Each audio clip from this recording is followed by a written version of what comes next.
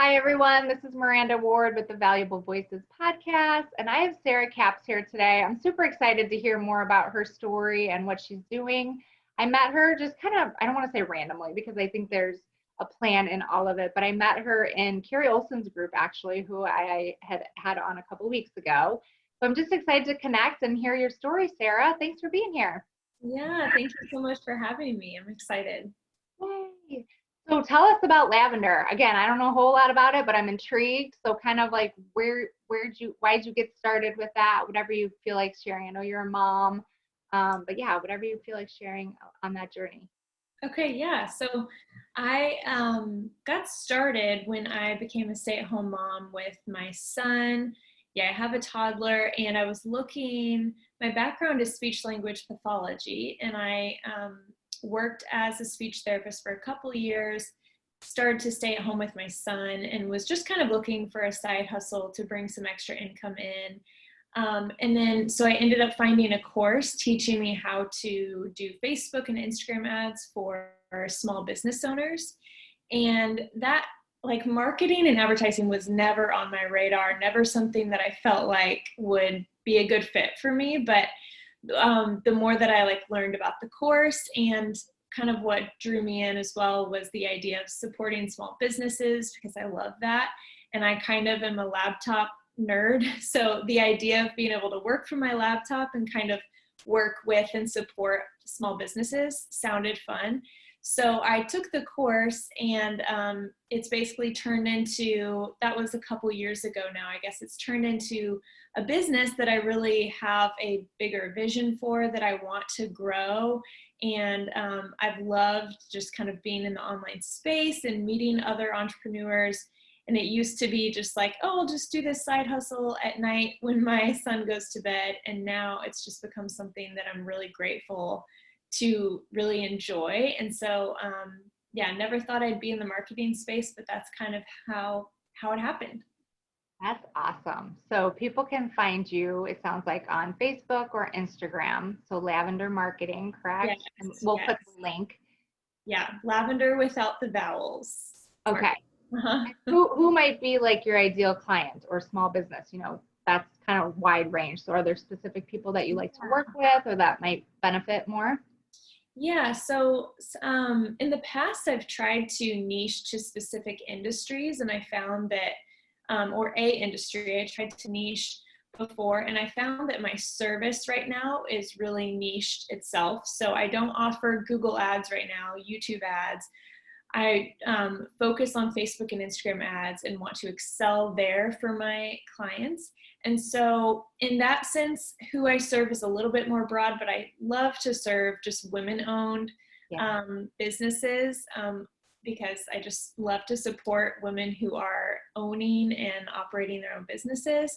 And then I've had the privilege of working with other Christian women as well, which I've loved to do. So I've kind of found that as I'm fine tuning, my messaging, my brand, I've learned that I guess I had a hard time at first learning how to set myself or my brand apart from some of the more outspoken, hustle hard, go-getter advertising and marketing agencies. And that's just not like who I am.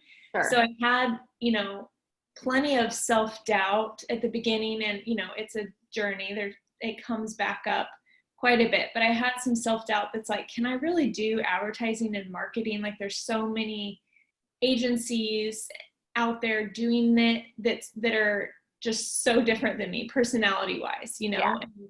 and so I think there's kind of that stereotype or stigma with advertising, and I just don't fit that mold. And so I kind of felt like I couldn't do it. I would have those doubts creep in.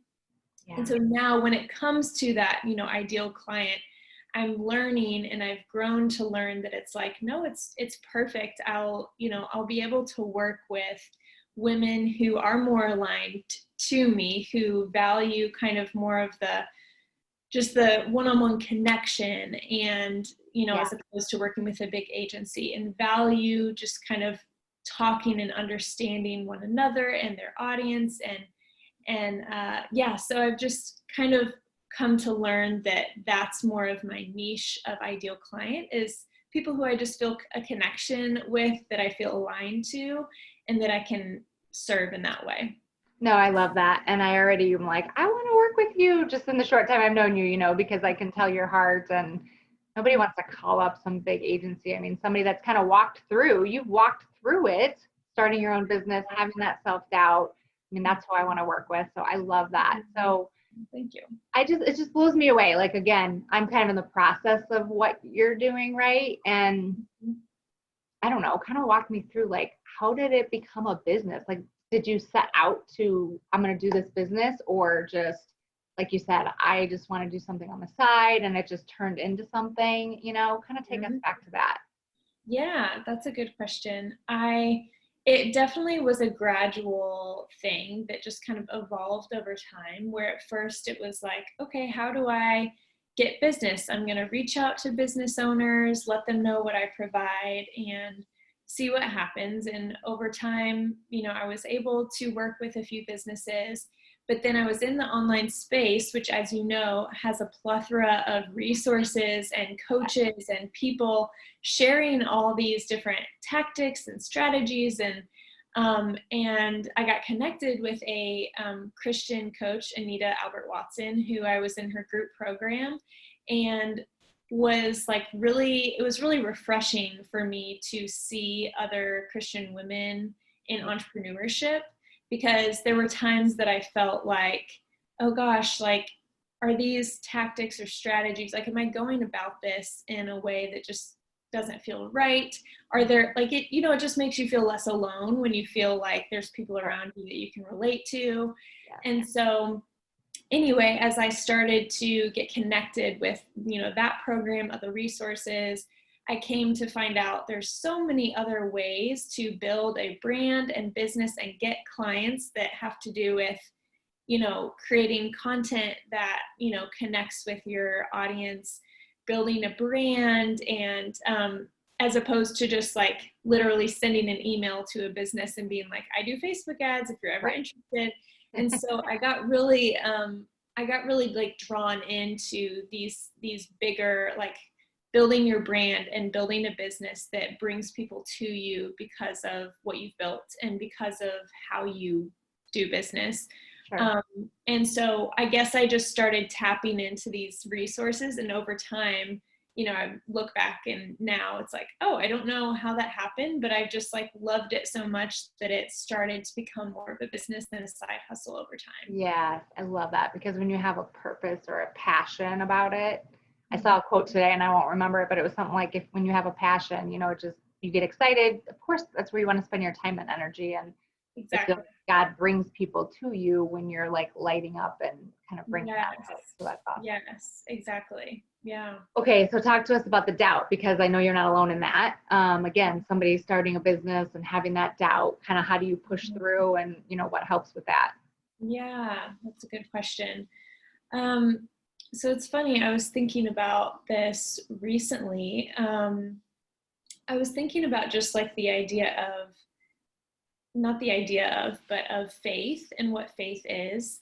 And I think that just in general, this entrepreneurship journey and building a business and putting myself out there has been more of a growing process than anything else in my life. It's such a personal growth journey, not just your business growing.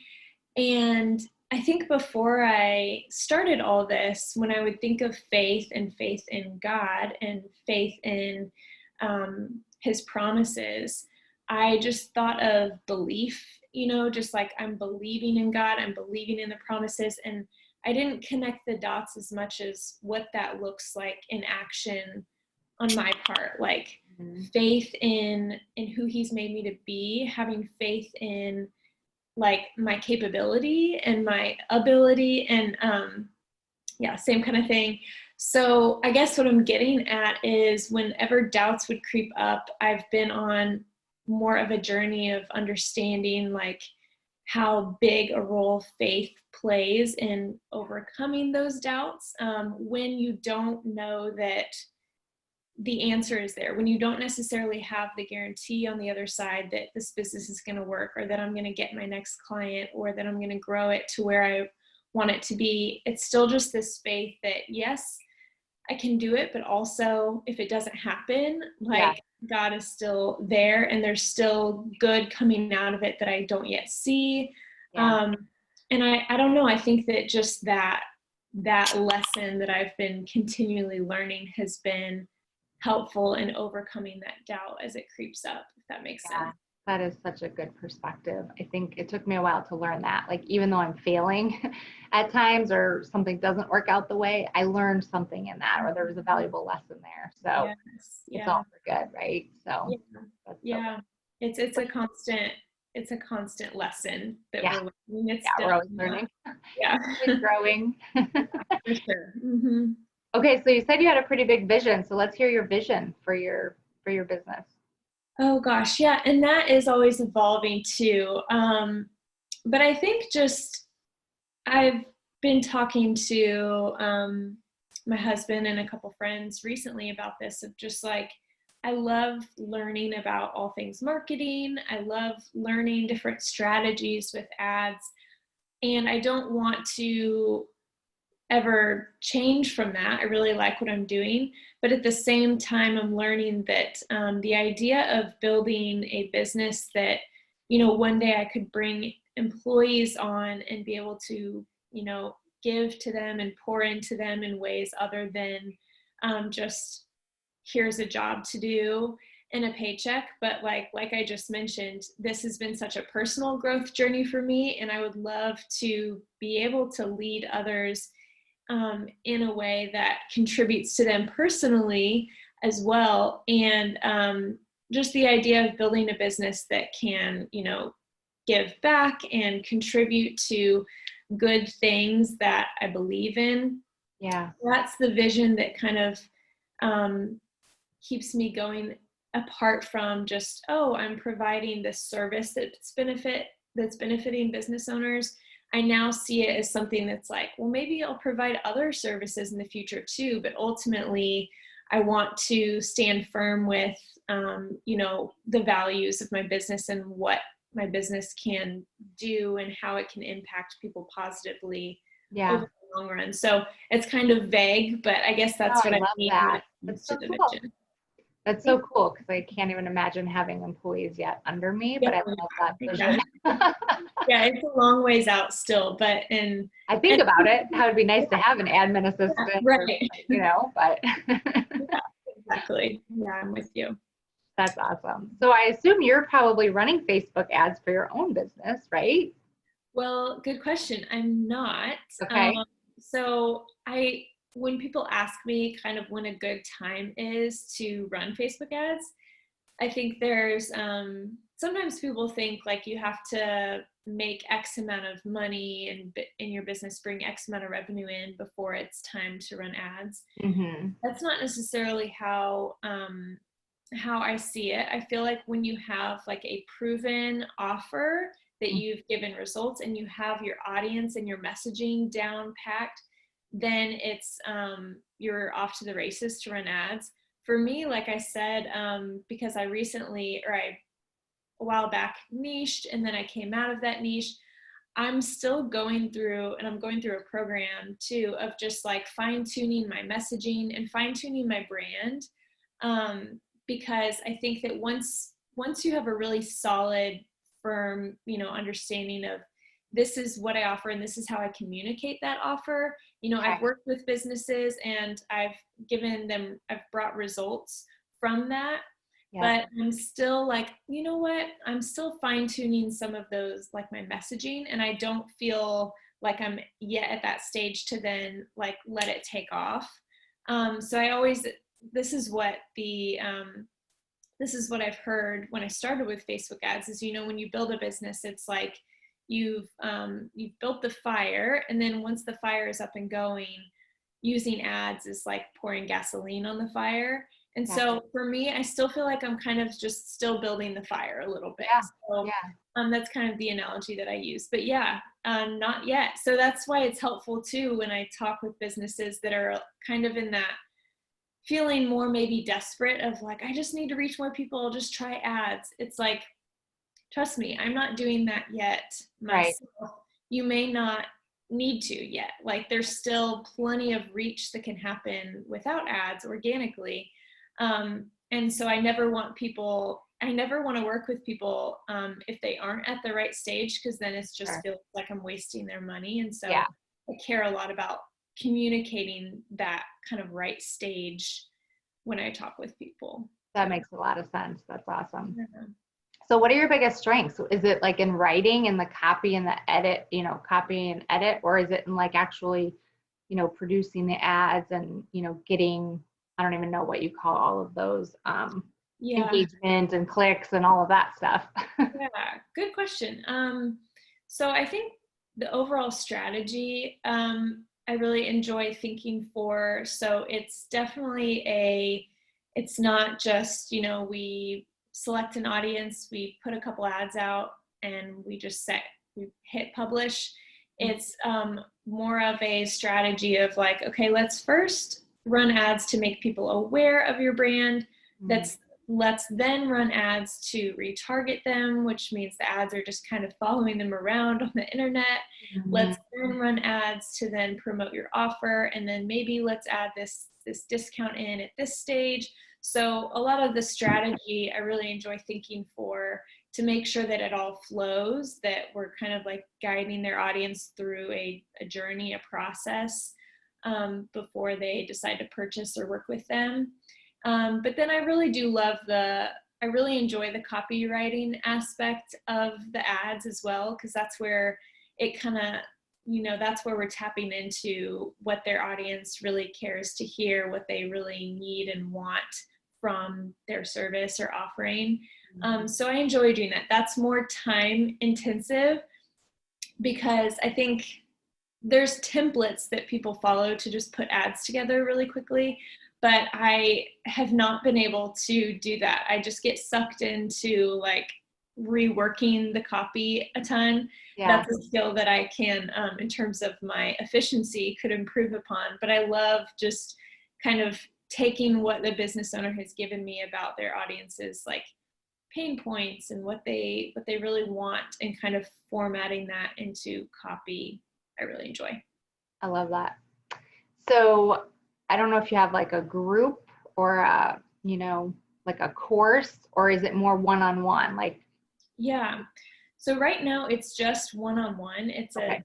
a done for you service. I've had businesses ask me about a course. And so it's something that I would love to do in the future. It's something that I'm kind of like mapping out, very draft form right now. But right now it's just one-on-one format. Okay, perfect.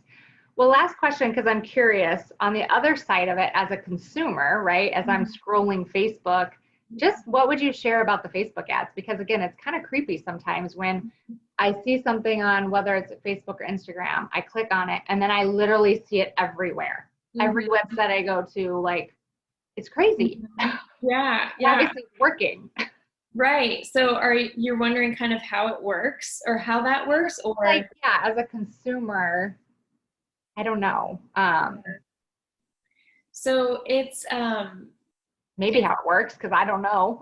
Yeah. It's interesting. My my Facebook ads mentor that I'm in like a group program that I meet with once a week for like a Q&A. Yeah. She's been in advertising for years, and she was just talking to us recently about how, like, there's a lot of people that are kind of weirded out by, the ads following them around. Yeah. They search for something, then all of a sudden it knows. And it is true. Like our data is out there. She was mentioning though how it's like now people are just a lot more aware that their data is being shared and it's out there.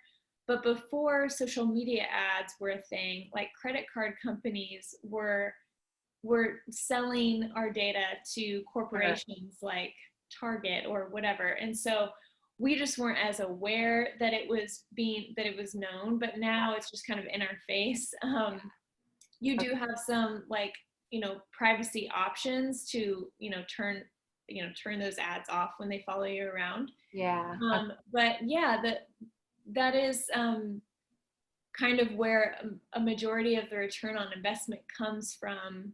Ads are the ones that are reminding you over and over, you know. Yeah. So, Yeah. when ads are done well, if they're just shown initially, people kind of look at it and maybe they're interested, but then they don't usually take action that first time. Yeah. So yeah, you kind of set up the ads, and the way that it works is you can target people who recently engaged with your Facebook or Instagram or recently visited your website, and that's kind of what allows the ads to. Okay.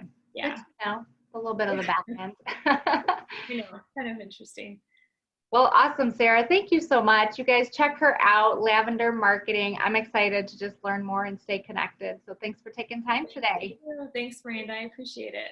Awesome. Well, have a great day, you guys. If you know anybody that, again, has a story, and you don't have to have a business, but I just feel like any, mom out there, and every woman has a story, and their voice is valuable and it's inspiring to somebody out there. So get out there and share. So have a great day.